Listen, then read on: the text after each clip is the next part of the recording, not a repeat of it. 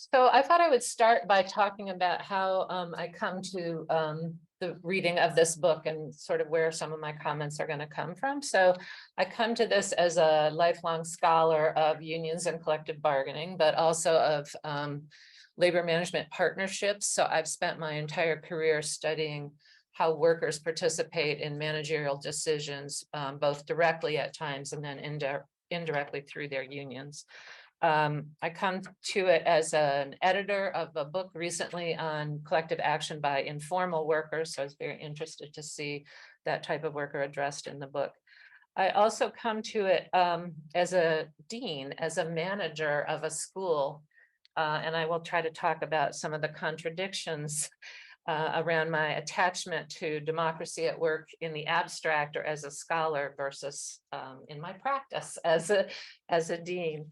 I know that my colleagues here and the graduate students from Rutgers might be interested in that thinking. And I will say that I come from a school that has an institute for the study of employee ownership and profit sharing that runs 2 conferences every year that spends a lot of time talking about all kinds of employee ownership and as well as co-ops, or including co-ops, I should say. So that might make sense of some of the things I'm going to say. So I guess I want to start with a confession that I didn't read every single chapter of the book, even though it's quite short, but I think I only missed a couple, and I think I skimmed those, and I'm familiar. I didn't read the book on media, but I have had the chapter on media, but I have the book on that. So I've heard Julia talk about that before. And I did really enjoy it, and so I will stipulate, as David did, that the book is great. It's a great read.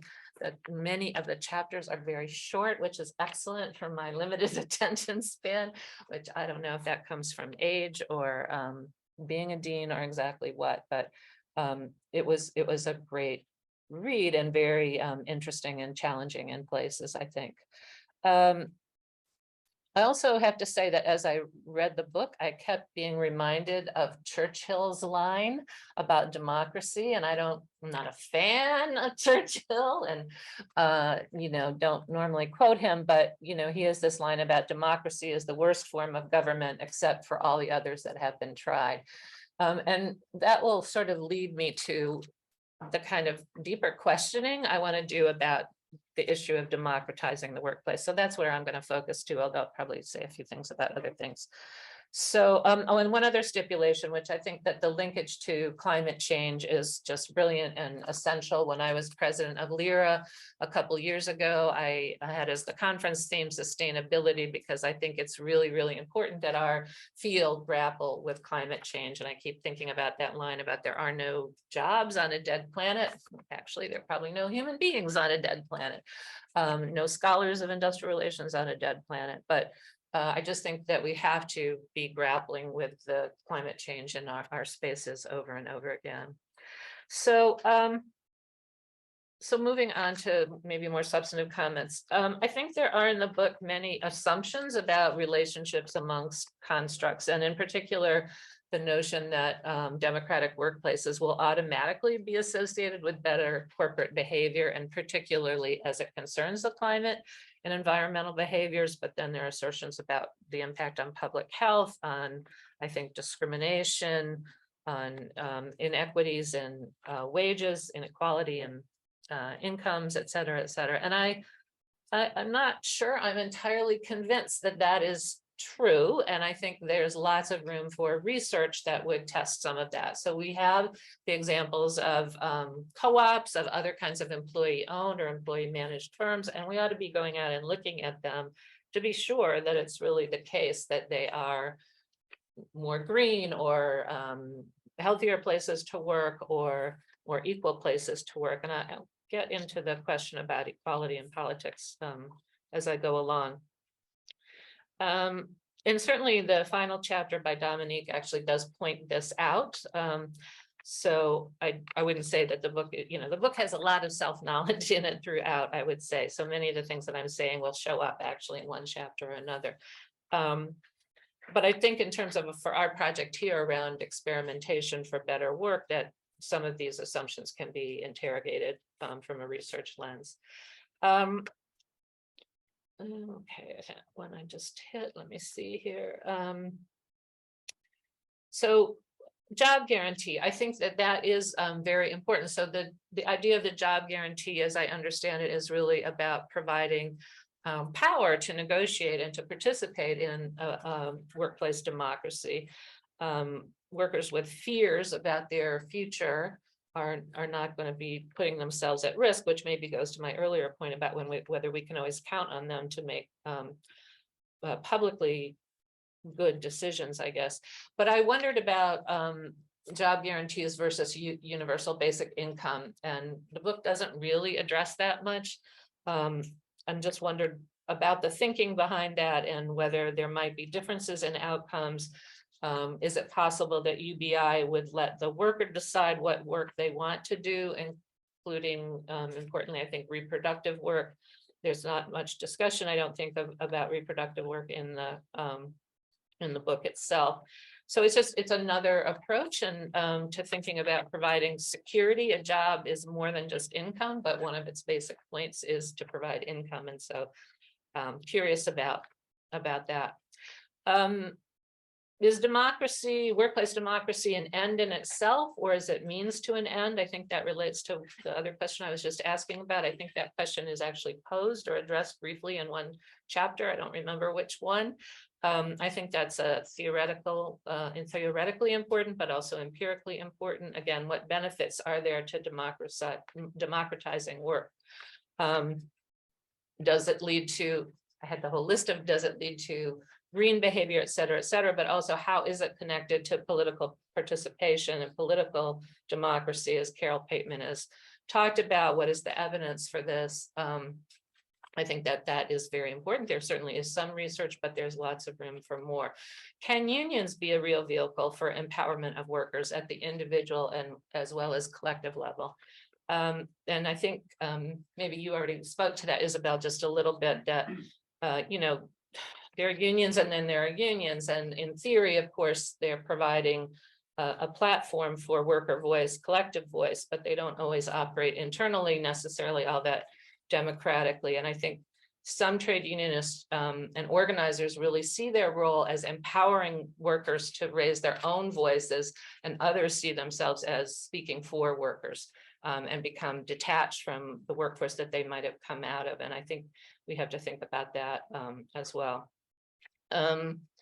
What is the role of ownership? So this goes to the idea that we have a Center for Employee Ownership, again, mentioned briefly, but I do wonder about that. The book argues, I think, that it's not enough. Employee ownership isn't enough, and certainly many forms of employee ownership that exist now do not bring democratic or any kind of participation in decision making. That those two things in my world would probably need to be married together.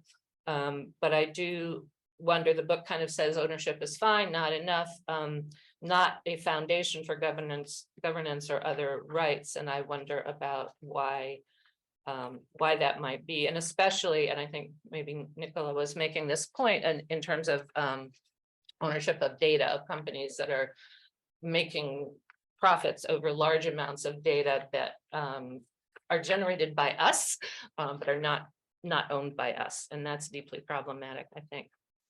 I don't think that Isabel mentioned, one of the chapters talks about epistemic justice, which is a new concept to me, but if I understood it, it's about raising up workers' knowledge. And I think that links very much to the presentation that Tammy did and the reading Tammy did of testimony from an Amazon worker this morning. And I think it's very interesting to have a kind of more intellectual language about it, I suppose, but I think it's important for all of us to be thinking about that as academics. Can we really speak for low wage, precarious, marginalized, racialized workers? And Lisa Herzog's chapter that addresses this actually mentions this in a footnote herself. I think the footnote should have been in the narrative myself, but it's fine. But that's something I need to think about, or we should be thinking about. Let me just say a little bit about deaning, I guess. So, you know, I'm, again, like a huge supporter of workplace democracy and workers making their own decisions for themselves in my intellectual life.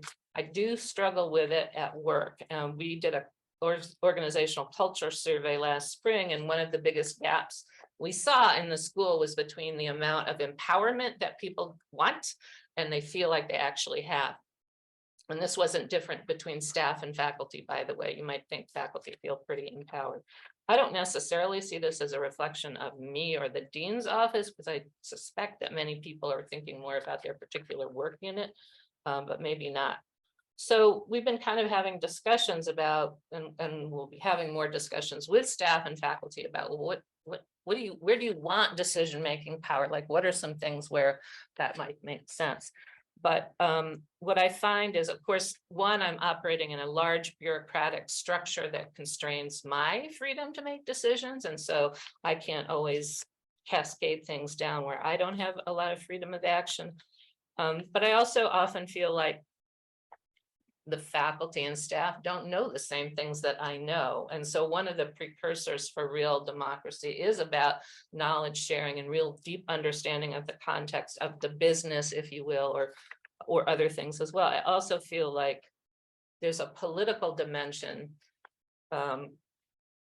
to decisions, and there are polities in the workplace, just as there are. I'm not a political science, to Janice for help here, but you know, in the political democracy, there are parties, there are factions, you know, there's organization of interests, and I'm not sure how that then works when, if we have bicameralism, for instance, workers are not a unified group.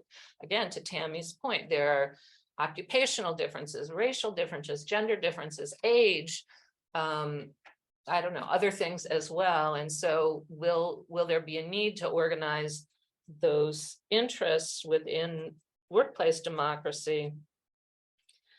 Will there be problems resulting for that? And how do we protect minority interests? And I don't mean minority in the sense of racial minorities, but whoever the minority might be, which goes back to, you know, some of my earlier points.